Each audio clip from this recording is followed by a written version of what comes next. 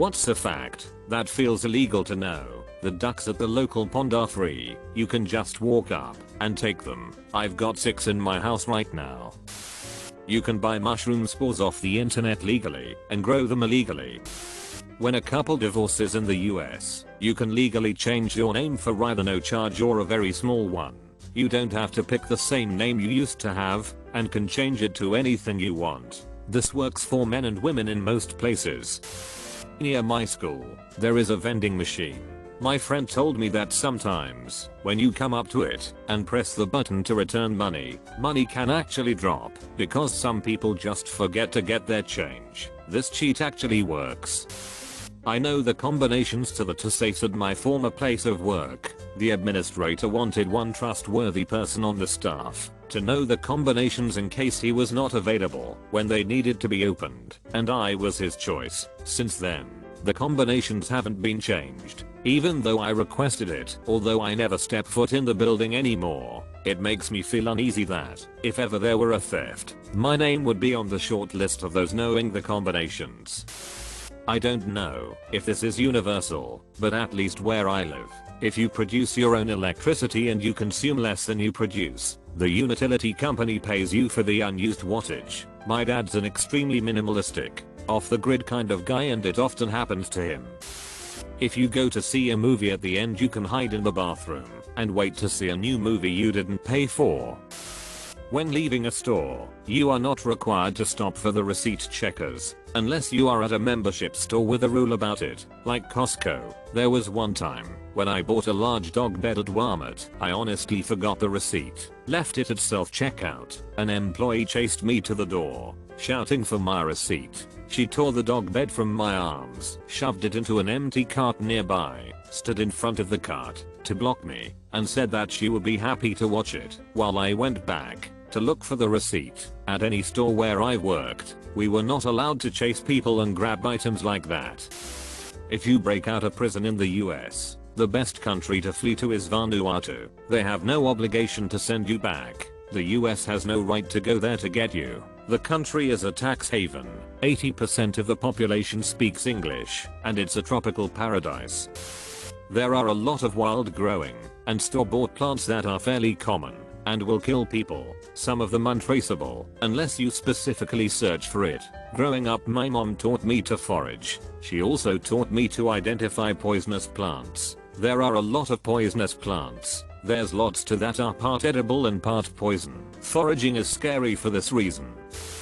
A buddy of mine used to set up computer systems for companies all over the US. All of the servers had a modem that could be dialed into with the same 8-digit password. He complained about this egregious security flaw for years to management to no avail. Eventually, they fired an employee and weird things started happening to customer systems all over. Their customer service was overrun, and they had to stop all new customer installs and use those employees to go fix all the hacked systems. His company was sued. Then they did the normal corporate reaction. Fingers were pointed, scapegoats were created, innocent people were fired. Most restaurants' kids' portions are actually the same size as the regular portions, but made with different ingredients / plated differently to look smaller.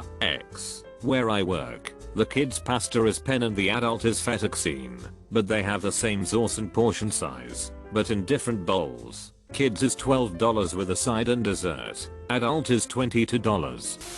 In my state, and many others, only one person in the room needs to know they are being recorded. Fun fact, this is one of the only state laws that travels over state lines. My father is a lawyer in a state where recording without consent is legal. He told me about a case he had where he had a very in-depth conversation with a defendant's lawyer over the phone, which he recorded. The defendant and his lawyer were both living in a different state where recording without consent is illegal, and were both pretty surprised to learn that the recordings, which were pretty damning, could be used as evidence in court. Apparently it was a pretty easy case for him. At Chuck E. Cheese you can get unlimited tickets. By holding the end of the second ticket you feed into the ticket counter and pull it back and forth. It doesn't pay attention to unique codes, so it will continue to count the same ticket over and over. I was balling on kids turning 500 tickets into 10k, walking out in slow motion with Macklemore pops and tags playing in my head as my theme song.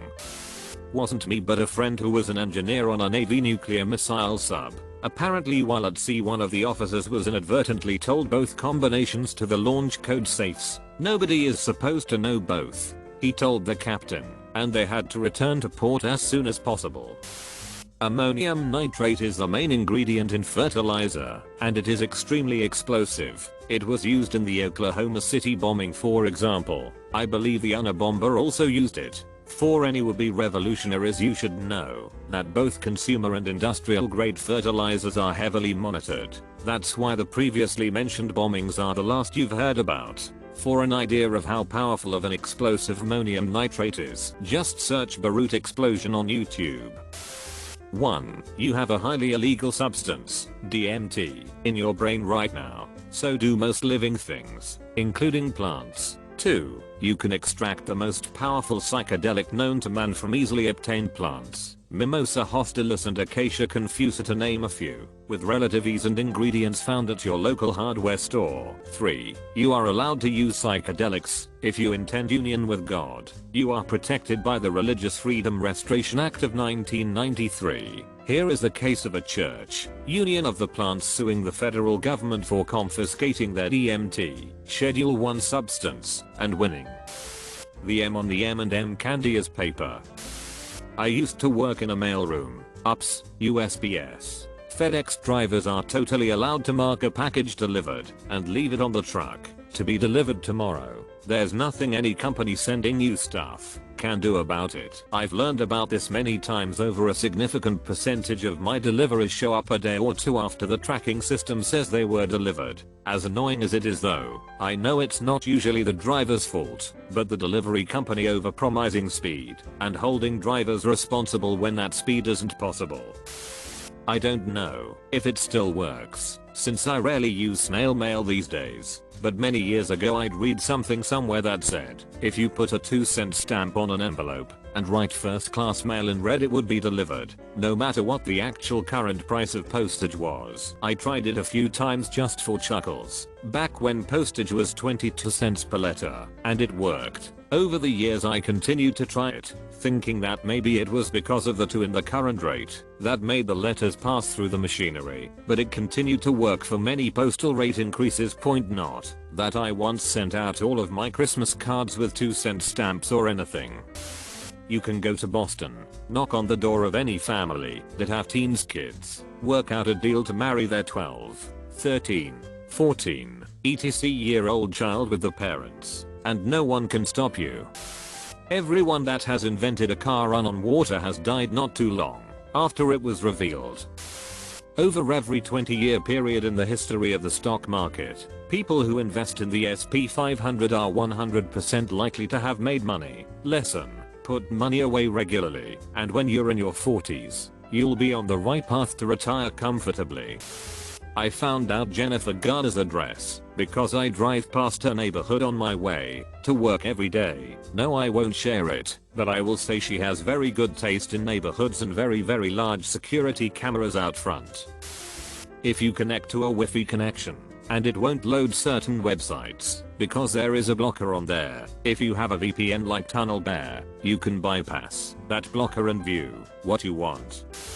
If you turn off 3 specific routers, the entire internet goes down, and to get access to those things you would very likely be able to just walk in wearing a hard hat and a clipboard.